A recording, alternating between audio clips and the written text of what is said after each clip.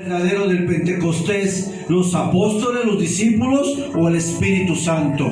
Y muchas preguntas tratarán de ser respondidas a lo largo de la predicación. Y la fiesta del Pentecostés era una celebración judía que se celebraba desde el Antiguo Testamento y que originalmente se conocía como la fiesta de las semanas. Esta celebración se celebraba 50 días después de la Pascua, de la resurrección de Jesucristo. Y fue Jerusalén el escenario donde algo sin precedentes tendría suceso. La ciudad de Jerusalén sería el lugar o sería el epicentro de un avivamiento que sacudiría el mundo conocido. Este lugar, Jerusalén, era el lugar donde Jesús mismo le había dicho a sus discípulos que esperaran a la venida del Espíritu Santo. Y es importante resaltar que Jerusalén era un lugar donde en ese momento se encontraban miles de personas. Hechos 2:9 al 11 nos enseña que había personas de diferentes nacionalidades, naciones, venían de muchos lugares a festejar este lugar. Dice la Biblia en Hechos 2:9 que había partos, medos, elamitas y los que habitan en Mesopotamia, en Judea, en Capadocia, Ponto y en Asia, en Frigia y Panfilia, en Egipto, en las regiones de África y más allá de Cirene, y romanos residentes, tanto judíos como prosélitos, cretenses y árabes. Lo que nos deja ver esto, hermanos, que en Jerusalén era un lugar que en ese momento se congregaban miles de personas, miles. Y es en este festejo del Pentecostés donde Jesús determina que en ese momento el Espíritu Santo tendría ocasión, tendría este mover. Es ahí donde precisamente se aprovecha la festividad del Pentecostés para que el Espíritu Santo se manifestara. Y el Pentecostés viene sucedido con varios eventos importantes. Viene la Santa Cena, cuando Jesús anuncia a sus discípulos que Él iba a morir. Viene su muerte de Jesús. Viene el anuncio de que Jesús les dice que era necesario que el Espíritu Santo viniera. Era conveniente para ellos que el Espíritu Santo viniera y que Él ascendiera a los cielos. Vienen muchos eventos importantes antes del Pentecostés y que cada uno es como un eslabón que va formando una cadena y tiene un propósito particular. Y en este sentido, hermanos, el Pentecostés se desarrolla bajo dos principios muy importantes, que es el primer punto que hoy quiero tocar. El Pentecostés se da bajo dos elementos importantes. Número uno es obediencia y unidad. Diga conmigo, obediencia y unidad. La promesa del Señor Jesús a sus discípulos viene acompañada de una orden expresa del Señor bajo un entorno de unidad. Dice el versículo 4 del capítulo 1, y estando juntos les mandó. Es una orden que no se fueran de Jerusalén, sino que esperasen la promesa del Padre, la cual les dijo: oísteis de mí, porque Juan claramente bautizó con agua, mas vosotros seréis bautizados con el Espíritu Santo dentro de no muchos días. Obediencia. La obediencia es algo que debe caracterizar al pueblo de Dios. No obediencia al hombre, obediencia ¿a quién? A su palabra. Porque la palabra, recuerden que es el fundamento de fe y conducta que dirige y gobierna la vida de todo cristiano. Sin embargo, la palabra obediencia para nosotros muchas veces es una razón de resistencia, porque muchas veces no nos gusta sujetarnos a lo que Dios nos dice a través de la palabra. Muchos mandamientos, muchas ordenanzas y estatutos de la palabra chocan con nuestra vida y nos hacen resistirla, porque muchas veces nosotros queremos vivir bajo nuestra propia ley. Queremos hacer lo que queramos y no queremos que nadie nos diga lo que tenemos que hacer cuando hablamos de la palabra de Dios. En Juan 14:15 dice: si me amáis, guarda mis mandamientos. Es decir, que el amor verdadero a Dios está demostrado ¿por qué? Por la obediencia a su palabra. Una persona que dice amar a Dios, pero que no obedece su palabra, es una persona que está contradiciendo la misma escritura. Jesús dice, si tú me amas, entonces guarda mi palabra, vive mi palabra, obedece mi palabra. La obediencia está ligada directamente al amor de Dios. No podemos decir que amamos a Dios si no obedecemos su palabra. Esto es un camino difícil. El camino de la obediencia jamás será fácil, pero obedecer a Dios siempre traerá un fruto de bendición a nuestras vidas, de promesas cumplidas. La obediencia prepara un terreno para el cumplimiento de las bendiciones de Dios. Por eso tienes que entender que debes de ser obediente a la palabra de Dios. Cuando nosotros enseñamos la escritura no solamente es para escucharla, la escritura es ¿para qué? Para vivirla. Podemos escuchar mucha palabra, pero si escuchamos mucha palabra y no vivimos la palabra, dice la escritura que somos oidores ¿qué? Olvidadizos. Así es que el más grande predicador que ha estado sobre esta tierra ha sido Jesucristo. ¿Y por qué ha sido el más grande predicador? Porque Él vivía lo que enseñaba. No era pura teoría. Jesucristo vivía lo que enseñaba. ¿Y qué refleja un verdadero cristiano? Aquel que vive lo que aprende, aquel que pone en práctica lo que se le enseña. Ahí se demuestra un verdadero cristiano, no en que sepa toda la palabra, no en que tenga estudios bíblicos, no en que sea graduado de una universidad. La verdadera manera en que nosotros podemos reflejar que somos verdaderos cristianos es al obedecer la palabra de Dios. Eso es muy sencillo, pero a la vez es muy difícil. Y en la Biblia hay muchos ejemplos de personas que obedecieron y obtuvieron milagros. Naamán era un hombre que el profeta lo había mandado que se bañara. Al principio tuvo resistencia, pero cuando él obedeció la palabra que venía de parte de Dios, Naamán fue sanado de su lepra. Cuando el Señor le dice a Josué que diera 7 vueltas a Jericó, ¿qué pasó con los muros? Cayeron porque obedeció algo que a los hombres parecía una locura. Pero dése cuenta de una cosa: la obediencia, hermanos, asegura la victoria. La obediencia asegura la promesa de Dios, pero la desobediencia es un camino que nos llevará por terrenos espinosos, áridos y secos. ¿Cuántos quieren ser bendecidos por Dios? Amén. Sea obediente a la palabra. Amén. Si no, hermanos, el camino que le espera será un camino muy difícil. Si usted es obediente a la palabra, usted será bendecido de manera muy clara y podrá verse que usted es bendecido. Sea obediente, seamos obedientes. Y el segundo punto que en este mismo punto tenemos es que Jesús no solamente les manda, ellos no solamente obedecen el mandato de Jesús, sino que ellos se unen como un solo cuerpo. Hechos 2, capítulo 1 dice que cuando llegó el día del Pentecostés, estaban que todos divididos, peleados, en contienda. ¿Cómo estaban? Unánimes. Y esta palabra habla de unidad. Esta palabra habla de que dejamos al lado las diferencias que tenemos. Esta palabra habla de que usted tiene que dejar a un lado ese resentimiento, esa molestia con nuestros hermanos, porque la bendición y el poder de Dios no puede ser impartido en un lugar donde hay división, donde hay contienda. Jesús mismo dijo que una casa dividida contra sí misma no permanece. No, cuando hay división, cuando hay guerras internas, cuando en una familia hay problemas, eso crea una atmósfera que evita que la bendición de Dios se manifieste en ese lugar. ¿Usted ha conocido familias así? Donde hay mucha división, donde hay muchos problemas.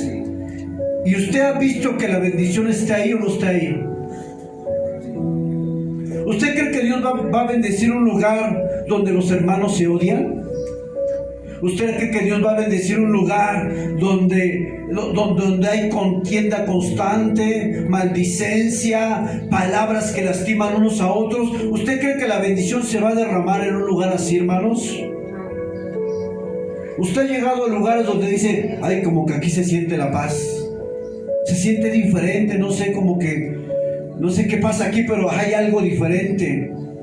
Esa es la diferencia cuando nosotros en nuestros hogares buscamos que el Espíritu Santo gobierne ese lugar. Y así que cuando llega una visita a tu casa, que esa persona puede sentir la paz del Señor en ese lugar, puede sentir que en ese lugar y en tu vida misma hay algo diferente. Habrá casas donde no se puede respirar paz, donde todo es pelea.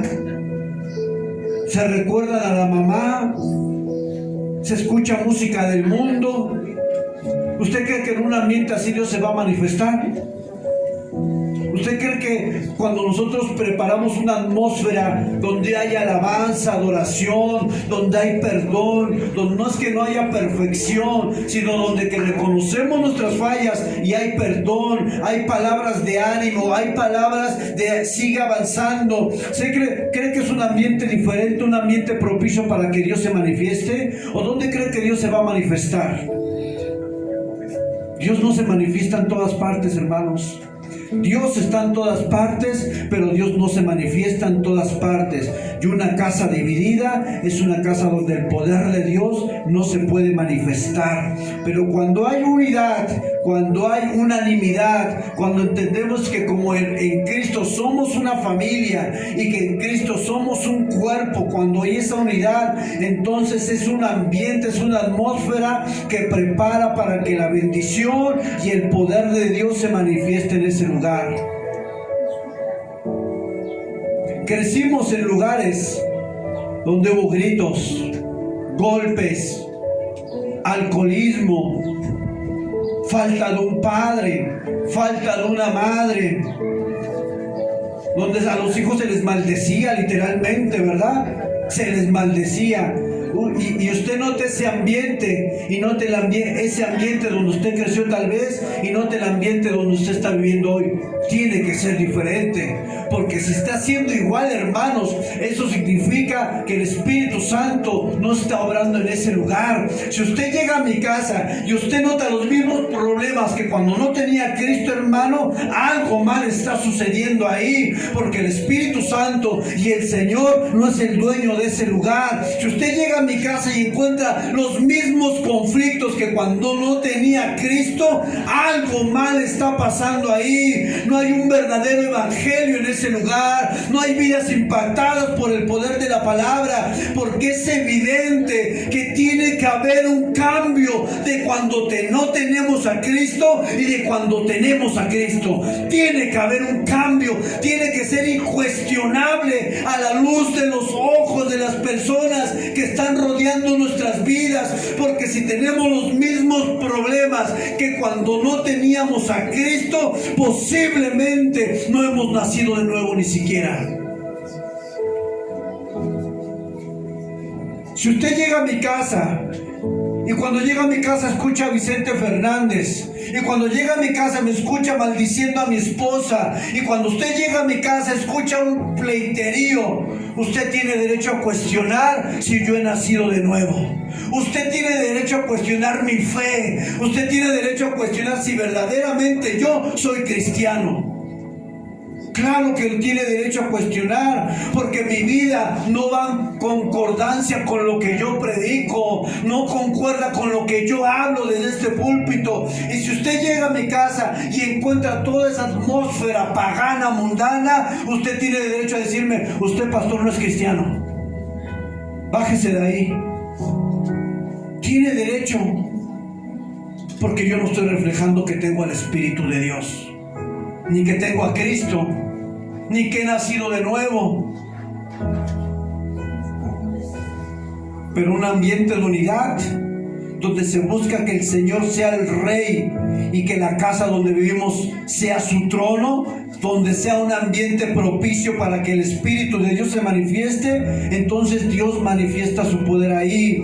Y pasa lo que pasó en Pentecostés, que dice que de repente vino del cielo un estruendo como de un viento recio que soplaba y que llenó toda la casa donde estaban sentados. Una casa en un ambiente de oración, en un ambiente de unidad, una casa donde nosotros reconocemos que fallamos y donde nos perdonamos unos a otros, porque el perdón es una característica de un verdadero hijo de Dios. ¿Por qué? Porque a nosotros se nos fue perdonado lo imperdonable en la cruz del Calvario. Así es como yo no voy a tener el corazón para perdonar a alguien que me hizo algo, aunque sea difícil. Si yo no perdono, hermanos, yo no estoy reflejando el amor de Cristo en mi vida.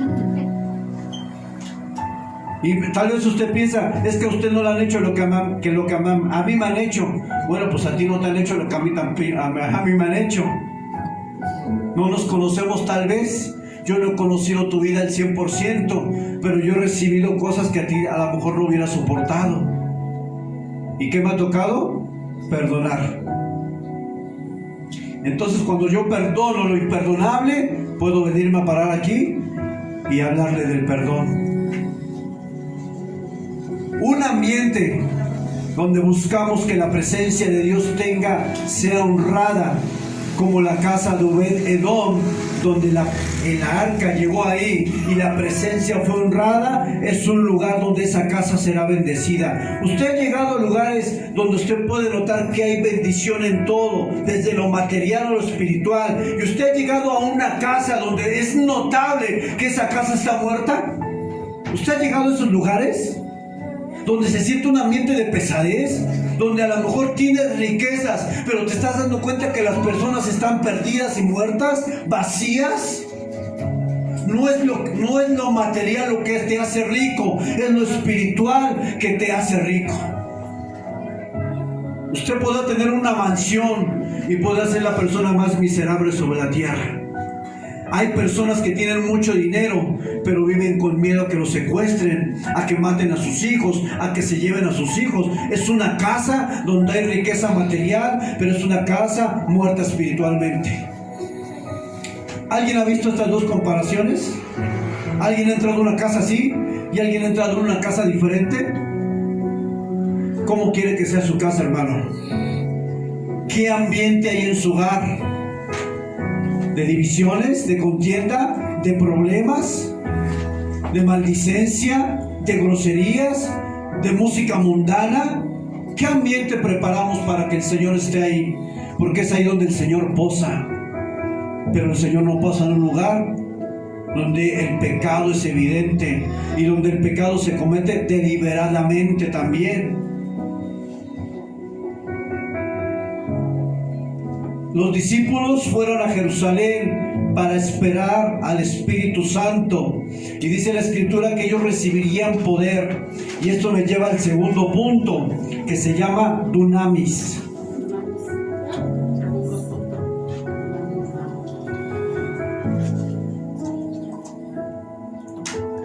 Y ahí viene la palabra griega, ¿verdad? Para que usted vaya aprendiendo un poco. Me interesa que usted vaya conociendo más de la Escritura de manera más profunda, que su conocimiento no sea superficial, sino que su conocimiento sea profundo. Dice la palabra que Hechos 1:8 dice: y recibiréis poder. La palabra poder es la palabra dunamis, y le voy a decir lo que significa. La palabra dunamis significa fuerza, poder, capacidad, y de esta misma palabra se deriva otra palabra inglesa que significa dinamita.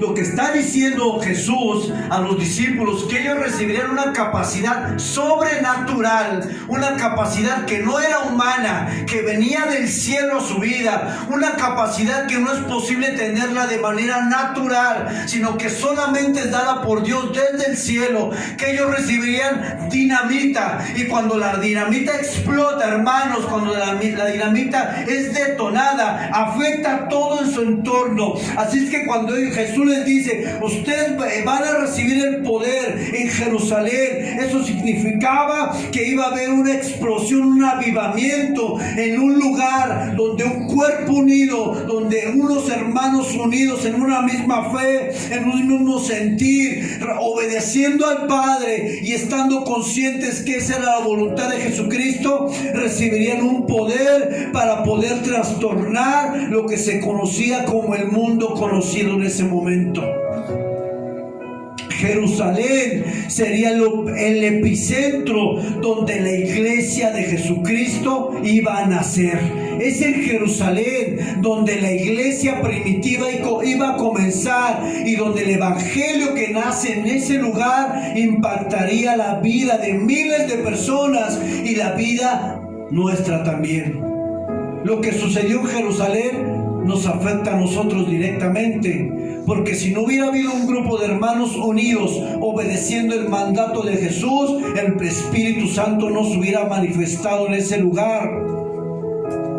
La iglesia, 120 hombres, comenzaron a orar todos juntos, y en esa unidad, en esa oración, en esa búsqueda de Dios y en esa obediencia, sus corazones serían apasionados, serían encendidos, y una revolución traerían a Jerusalén, donde claramente había una oposición. Los judíos no aceptaron a Jesús como el Mesías, y los judíos rechazaban toda enseñanza de Jesucristo y de los apóstoles mismos, pero ellos serían empoderados con este dunamis. Este dunamis traería un mensaje que cambiaría el mundo. Este es el mensaje más importante que el hombre debe proclamar, un mensaje que debe ser escuchado por todos los hombres, un mensaje que llama al arrepentimiento y que es capaz de cambiar la vida de aquellos que aceptan ese mensaje. Porque dígame usted, hermano, si usted aceptó el mensaje, dígame si su vida no ha cambiado. ¿Ha tenido cambios visibles? Que usted diga, yo hacía esto, ya no lo hago, ahora hago esto. Es porque el mensaje del evangelio es el único mensaje capaz de cambiar la vida del hombre, y por eso es un mensaje que debemos de proclamar. Es un mensaje que proclamaremos el 17 de junio con la ayuda y la dependencia del Espíritu Santo. Por eso, hermanos, usted y yo necesitamos ser llenos del Espíritu Santo, porque si no, entonces daremos un servicio a la comunidad muerto, vacío.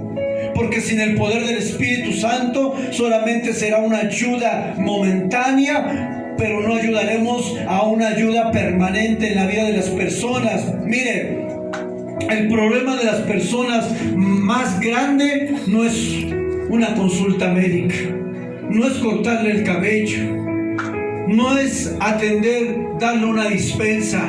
El problema más grande que tiene el hombre en el mundo es el pecado que nos separa de Dios. Porque si nosotros damos una ayuda económica, pero no presentamos el evangelio, hermano, no estamos ayudando a las personas realmente. Solucionamos un problema temporal, pero se quedan con un problema eterno.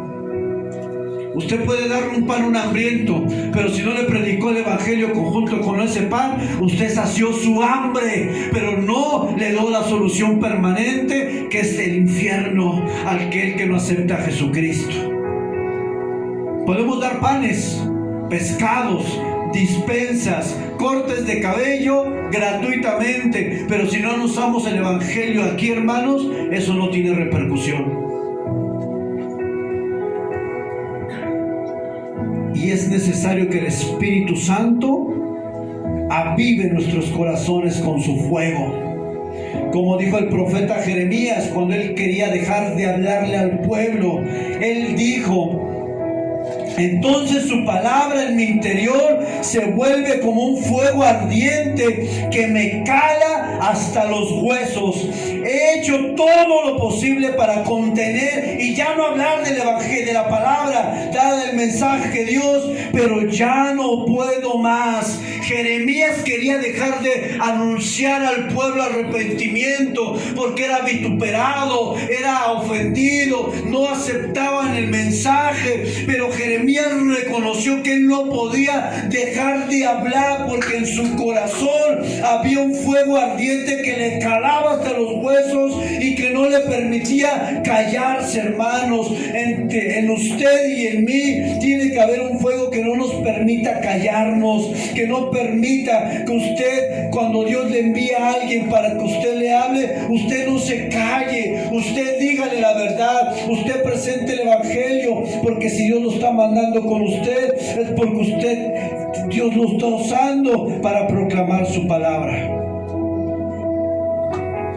¿Le ha pasado que cuando llega alguien usted siente así como que tengo que decirle, pero usted tiene una lucha porque y si le digo, y si no me hace caso, y si no es de Dios, y comienza la batalla, ¿no? Es que me da pena. ¿Cuántas veces por pena no hemos compartido el evangelio? Algunas, ¿verdad? Y si te dice Señor, predícale el evangelio a tu jefe, ¿lo harías? A tu maestro.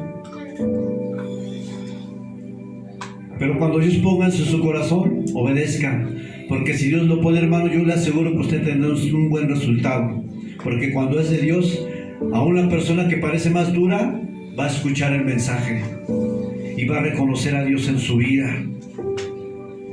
Cuando Jesús va en el camino, se encuentra a dos en el camino de Emaús. Ellos dijeron lo siguiente: ¿no ardía nuestro corazón cuando nos hablaba en el camino y nos explicaba las escrituras? Hermano, cuando usted habla la palabra de Dios tiene poder y esta palabra tiene vida. Por eso cuando Pedro se levanta en su primer discurso, dice la escritura que 3,000 hombres reconocieron y se añadieron a la obra. Dice Hechos 2:37 que al oír esto, el mensaje de Pedro, ellos se compungieron de corazón y dijeron a Pedro y a los otros apóstoles: varones hermanos, ¿qué haremos? Este es el poder del Espíritu Santo. Cuando en alguien se manifiesta este poder, avivó a Pedro, y este mensaje que dio Pedro acabó, deshizo la teología, la religiosidad que había en esos judíos sobre el Mesías. Cuando usted predique el evangelio, hermano, usted tenga la seguridad que su mensaje es un mensaje poderoso y vivo. No es un mensaje muerto, no es un mensaje vacío, es un mensaje que tiene la capacidad de darle vida a un muerto. Por eso Hebreos 4:12 dice que la palabra de Dios es que viva, está viva. A veces pensamos que cuando a alguien le compartimos y no sucede nada, pensamos que no pasó nada, pero algo está pasando. Cuando las maestras de los niños le enseñan a los niños la palabra y pareciera que los niños no entiendan, aunque son muy inteligentes y creo que a veces entienden más que nosotros, cuando los niños reciben la palabra, hermanos, esa palabra cae en su corazón como una semilla. Y cuando muchos son jóvenes se acuerdan de lo que le dijo la abuela, de lo que le dijo la maestra, y esa palabra crece. Y es cuando el niño dice: yo me acordaba que cuando me llevaban a la escuela dominical me hicieron aprender el Salmo 23. Yo hoy estoy pasando un problema, pero me acuerdo que el Salmo 23 decía: Jehová es mi pastor y nada me faltará. Las maestras de los niños, hermanos, están arrojando semillas a sus corazones. Semillas que a veces como padres nosotros mismos no damos. Mejor las maestras que nosotros. Por eso los traemos, ¿no? Llévalo ahí. Ella que le enseña, ella está preparada. Sí, ella está preparada o ellas se están preparando, pero no es su responsabilidad total. No es la responsabilidad de Andrea que ella eduque a mi hija. No es su responsabilidad. Es la nuestra de predicar el evangelio. Ellos nos ayudan en este proceso, pero no es su responsabilidad total. Es de los padres. El mismo poder que se manifestó en Pedro para predicar el evangelio a este grupo de hombres, varones, 3,000, es el mismo poder que necesitamos nosotros para compartir a las demás personas. El poder de la palabra de Dios, hermano, es un poder que puede acabar con la apatía que uno tiene en el corazón, con la frialdad, con la tibieza que tenemos en la vida, con la falta de compromiso para con Dios, con las excusas que tenemos para buscarle a Dios, para servirle a Dios, con las excusas que todos los días nos planteamos para orar, para leer la palabra. Es solamente en el poder del Espíritu Santo que toda esa lista de excusas que usted tiene para buscar a Dios de manera total y de manera comprometida, es solamente por el Espíritu Santo que Él podrá quitar eso de nosotros y activará nuestras vidas, nos dará ese fuego que necesitamos para buscarle todos los días con todo el corazón.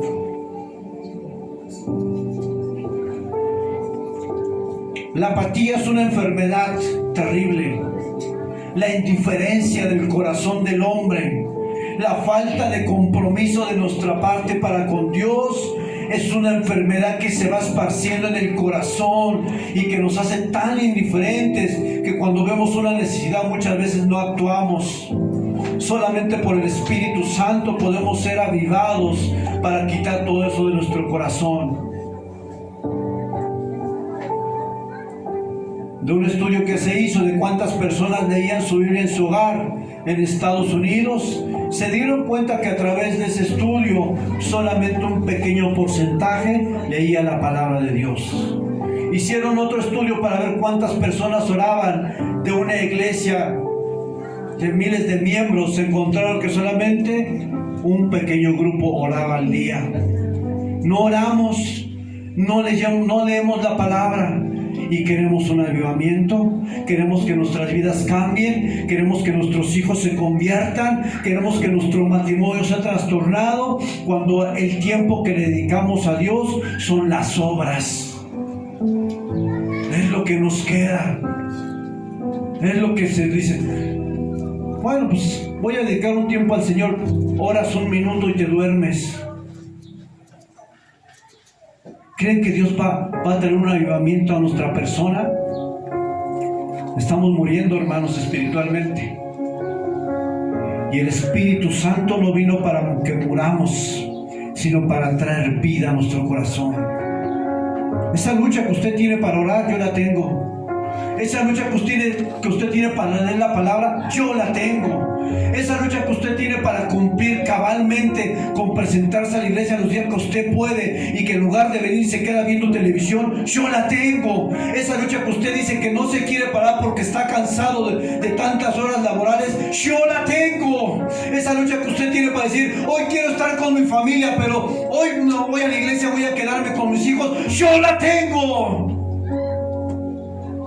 Pero yo no puedo quedarme en un lugar sentado cuando entiendo que Cristo dio su vida por mí. Es algo que me incomoda, es algo que no puedo hacer cuando sé que Él perdonó todos mis pecados en la cruz y que me dio una nueva vida. No puedo hacerlo simplemente, no puedo pecar a gusto, no puedo. Quisiera pecar, pero no puedo. No puedo fallarle a aquel que perdonó todas mis aberraciones. No puedo ir en contra de lo que es la cruz y el evangelio. No puedo. Aunque a veces quisiera. No puedo. No puedo fallarle a Él. No puedo. Y aunque a veces caigo, a veces soy débil, le digo al Señor, dame fuerzas para no caer más. Somos llamados a ser testigos de Jesucristo. Dice Hechos 1:8 que recibiríamos poder para ser testigos. El poder de los discípulos que recibieron tenía un propósito específico, y es que ellos debían de ser un testigo. Un testigo era alguien que poseía un conocimiento de primera mano acerca de un hecho. Imagínense un asunto en un asesinato, que tú presencias el asesinato de alguien, tú te conviertes en un testigo porque fuiste testigo ocular y presencial de ese acto. Entonces, cuando te llaman por parte del juzgado para que des testimonio, es porque tú estuviste en ese lugar. Los discípulos presenciaron los milagros de Jesús, vieron su poder, vieron la sanidad de los cojos, la vista de los ciegos, como hombres que eran desahuciados en una sociedad judía religiosa eran restaurados por Jesucristo. Ellos vieron de primera mano a Jesucristo. Así es que por eso Jesús los llama a ser testigos. Un testigo, hablando de un cristiano, es aquel que habla de lo que conoce de su Señor. Somos testigos de Cristo. Donde usted vaya, usted es testimonio de quién es Cristo. El poder del Espíritu Santo no es para ser famosos, no es para que nos conozcan, no es para que nos aplaudan, no es para que se haga rico, no es para manipular a las personas. El poder del Espíritu Santo, dice la Escritura, Hechos 1:8, es para que seamos testigos de Jesucristo. Cualquier otro fin, hermano, es un fin equivocado. Si usted quiere ser testigo para que las masas lo sigan, hermano, usted está operando en el diablo. Porque el único que busca reconocimiento y adulación, ¿quién fue? ¿Quién fue? Satanás. Si usted quiere que las multitudes lo reconozcan, hermano, debe de tener cuidado. El único que debe ser conocido en nuestra vida es el Señor Jesucristo. Somos llamados a ser testigos de Jesucristo. El poder recibido del cielo es para obrar en la tierra y para que el nombre de Jesucristo sea conocido. El día que prediquemos aquí, hermanos, el día que hagamos la obra social, no es para que la iglesia Camino de Verdad y Gracia sea conocida, no es para que usted sea conocido, es para que Cristo sea reconocido, que en este lugar solamente se le da gloria al nombre de Jesús, al único nombre que es digno de ser alabado, reconocido, exaltado, adorado y todo para Cristo. No es para usted, no es para el pastor, es para Cristo. Pero para eso necesitamos ser llenos, necesitamos ser empoderados con el Espíritu Santo. Jesús mismo en Lucas capítulo 4 versículo 1 dice que él fue, viene el hecho de que él fue bautizado por Juan el Bautista, y el capítulo 4 del versículo 1 dice: Jesús, lleno del Espíritu Santo, volvió del Jordán y fue llevado por el Espíritu al desierto. Él entra al desierto para ser tentado. Y en el versículo 14 dice: y Jesús volvió en el poder del Espíritu. Fue bautizado, fue lleno, es llevado al desierto para ser tentado, y dice que cuando regresa vuelve en el poder del Espíritu a Galilea, y se difundió su fama por toda la tierra de alrededor, y enseñaba en las sinagogas de ellos y era glorificado por todo. Jesús es una evidencia clara del para qué el poder del Espíritu Santo. Una vez dando un estudio sobre el Espíritu Santo, le pregunté a los hermanos: ¿cuántos quieren el poder? Claro que todos dijeron amén. Y les pregunté: hermano, ¿y usted para qué quiere el poder? ¿Y sabe cuántos me contestaron? Ni uno solo. Porque pedimos poder, pero no sabemos para qué lo pedimos. Queremos ser llenos, pero no sabemos qué es ser lleno del Espíritu Santo. Y traemos unas ideas bien extrañas de lo que es la llenura, ¿verdad? Venimos de contextos donde malas enseñanzas nos enseñaron que ser lleno era caerse 3 metros para allá, era brincar 5 metros al cielo y era arrastrarse por el piso. Así hay lugares que eso te dicen, eso es la llenura. Pero cuando vamos a la palabra de Dios, nos damos cuenta que eso no es la llenura, que hay manifestaciones externas y que hay abusos de la llenura. Lucas 4:18 dice, hablando el Señor Jesucristo, entra a la sinagoga conforme a su costumbre y se levanta a leer, y él dice: el Espíritu del Señor está sobre mí, por cuanto me ha ungido para, y ahí viene el propósito de la unción, dar buenas nuevas a los pobres. Me ha enviado a sanar a los quebrantados de corazón, a pregonar libertad a los cautivos, a dar vista a los ciegos, a poner en libertad a los oprimidos y a predicar el año agradable del Señor. ¿Para qué es el poder del Espíritu Santo? Para esto. No salgamos con cosas raras. La unción no es para hacernos ricos, para hacernos populares. La unción es para aquellos que tienen vidas destruidas, sean restauradas. La unción es para recoger a aquel que lleva un mes tirado, sin pararse, hundido en el alcohol. La unción es para que cuando tú le hables, él sea libre en el nombre de Jesús. La unción es para cuando venga una persona que le traicionaron, que viene con el corazón roto, que cuando tú le abres palabra, ese corazón sea sanado por el poder del Espíritu. La unción es para levantar al caído, darle vista a los ciegos. La unción es para llevar palabra de esperanza y no para beneficios personales. La unción y el poder del Espíritu Santo tiene un propósito, y jamás será un propósito egoísta para que usted sea beneficiado. Si a usted Dios le dio unción para predicar, predique conforme a su unción. Si a usted Dios le dio unción para repartir, para liderar, muévase con la unción que Dios le dio, pero para el propósito para el cual fue ungido, no para cosas que realmente no edifican el pueblo de Cristo, al cuerpo de Cristo. Ser llenos tiene un propósito, y este es el último punto donde quiero llegar.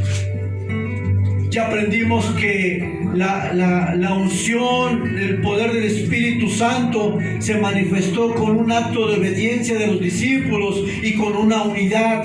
También aprendimos que el poder del Espíritu Santo tiene el propósito de ser testigos de Jesucristo, de sanar a los quebrantados de corazón, darle libertad al cautivo y muchas cosas más. Pero también tenemos que aprender, por último, qué significa ser lleno del Espíritu Santo. Porque muchas veces hemos sido mal enseñados. Yo no sé cuál es su idea de ser lleno del Espíritu Santo, hermano, pero se lo voy a tratar de enseñar con la Biblia de una manera lo más correcta posible. Usted analice lo que yo le voy a enseñar y véalo a la luz de la palabra. Por favor, no diga amén a todo. No sea como una cabrita, ve.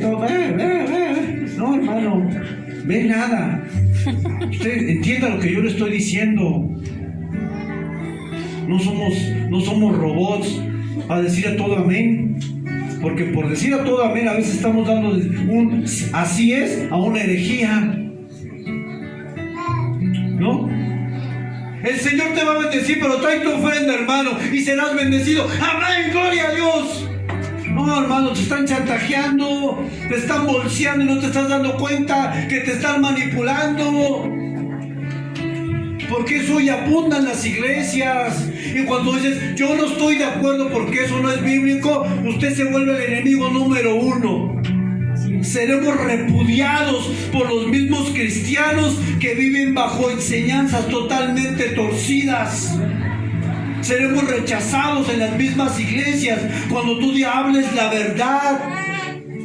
Pero la verdad nos hace libres. Y hoy somos libres porque entendemos que la verdad del poder es para glorificar a Cristo y para dar testimonio de Cristo, y no para hacernos charlatanes del Evangelio.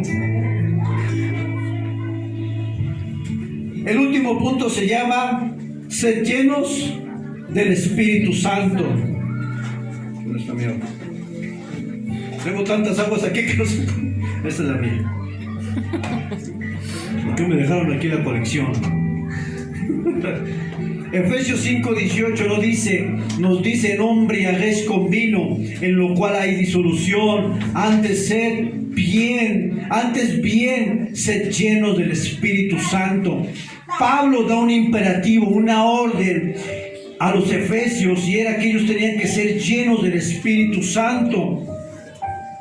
Ahora, en este punto es importante dejar claro que todo cristiano es templo del Espíritu Santo. Absolutamente todo aquel que viene a Cristo y lo acepta como su Salvador, dice la Biblia que el Espíritu Santo pasa a morar a la vida del cristiano. Pero también es importante dejar en claro que no es ser mismo ser la morada del Espíritu Santo a que alguien esté lleno del Espíritu Santo. Son dos cosas totalmente diferentes. El Espíritu Santo habita en todo cristiano, pero el Espíritu Santo no se manifiesta en todo cristiano. No es lo mismo ser morada a estar lleno del Espíritu Santo. Y voy a aclarar esto porque hay una confusión muchas veces.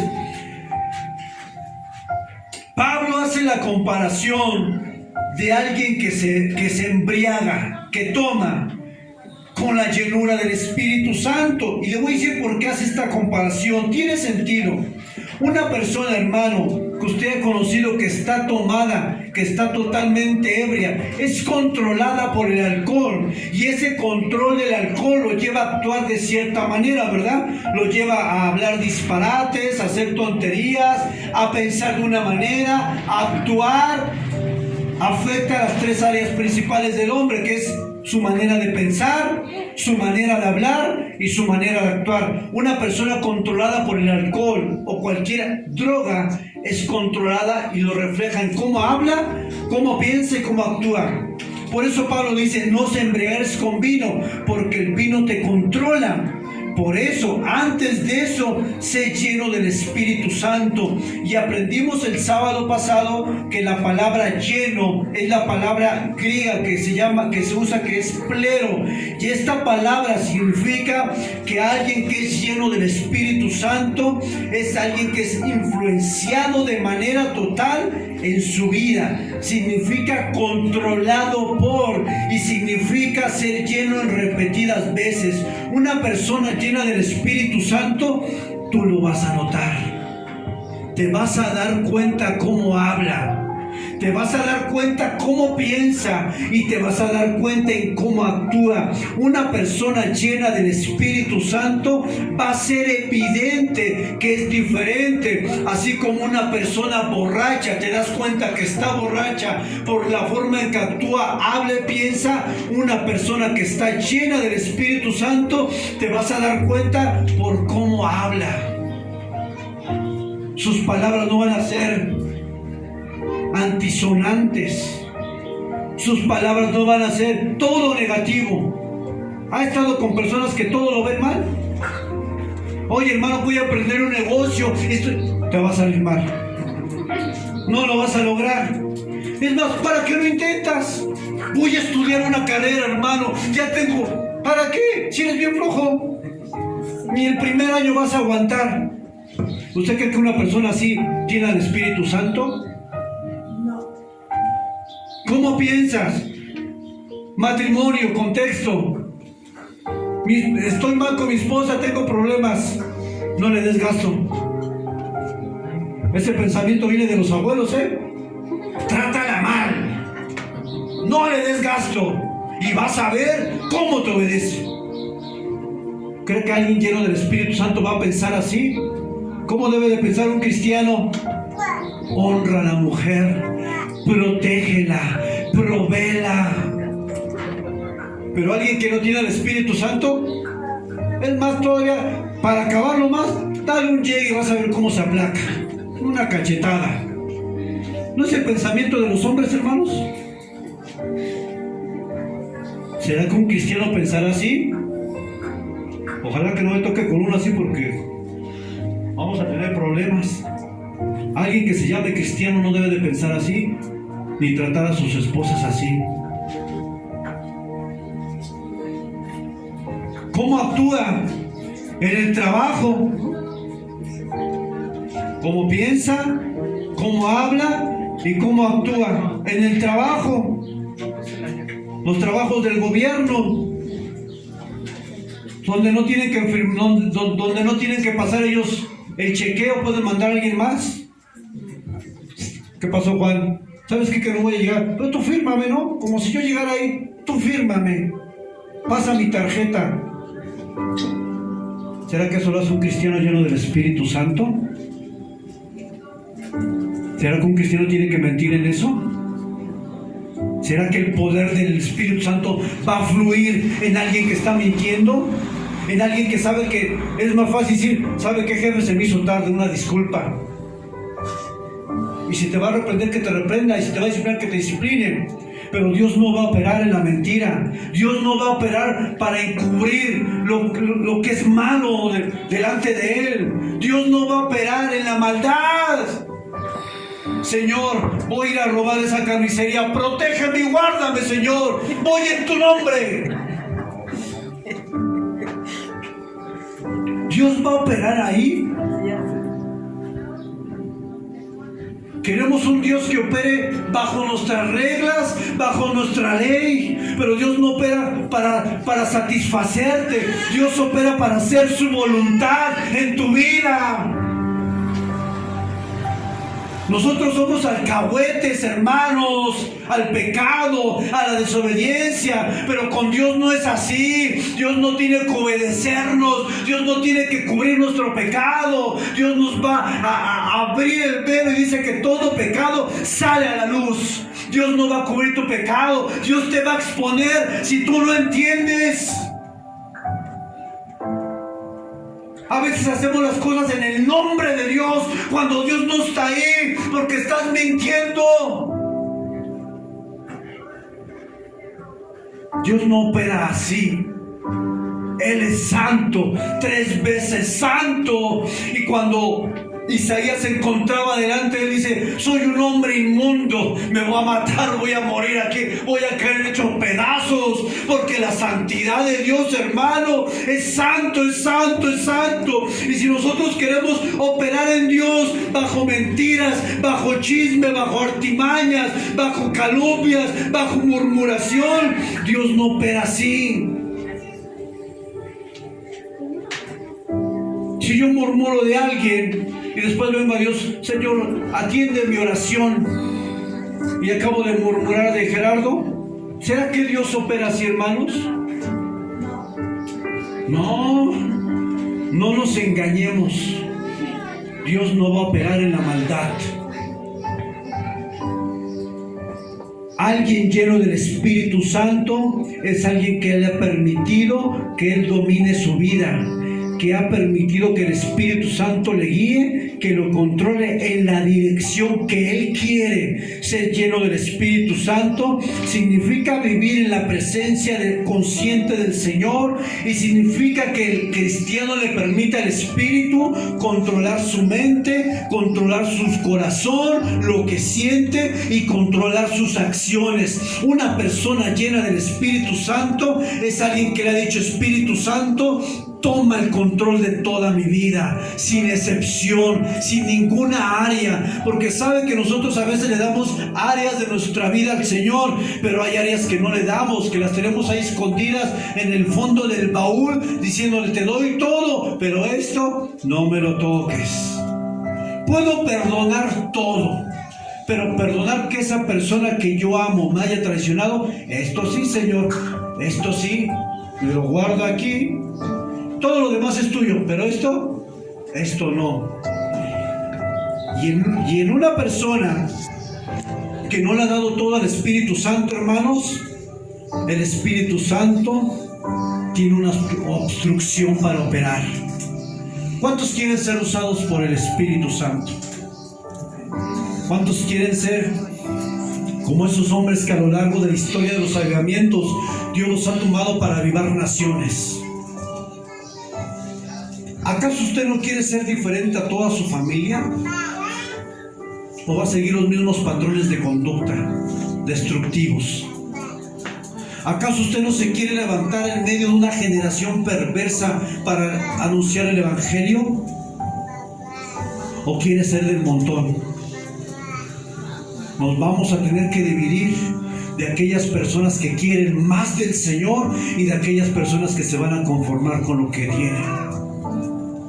Y es ahí donde Dios toma un Pedro, es ahí donde Dios toma un David, es ahí donde Dios toma personas en particular, porque la mayoría de las personas no quieren un compromiso total con el Espíritu. Hay que honrarlo cuando estamos solos, cuando podemos pecar en la oscuridad de la habitación y tienes el celular ahí, una plática pasada de tono, una imagen, una relación prohibida. Es aquí, en la intimidad, donde honramos al Espíritu Santo. Si tú honras al Espíritu Santo en tu intimidad, Él te honrará en lo público. Cada uno tiene un anhelo diferente en este lugar. Cada uno tiene metas diferentes en este lugar. Pero el poder del Espíritu Santo está disponible para todos. Para el que lo quiera y esté dispuesto a pagar el precio por el poder del Espíritu Santo. Y que al rato usted de la banca donde usted esté predicando en una multitud, esté llevando en adoración a una multitud, hay que pagar un precio. No es nada más así. ¿Qué precio es el que hay que pagar? Hay que renunciar a nuestra vida. ¿Quieres todo del Espíritu Santo? Pues Él quiere todo de nosotros. Y pido que se ponga de pie. Pasa, hijo.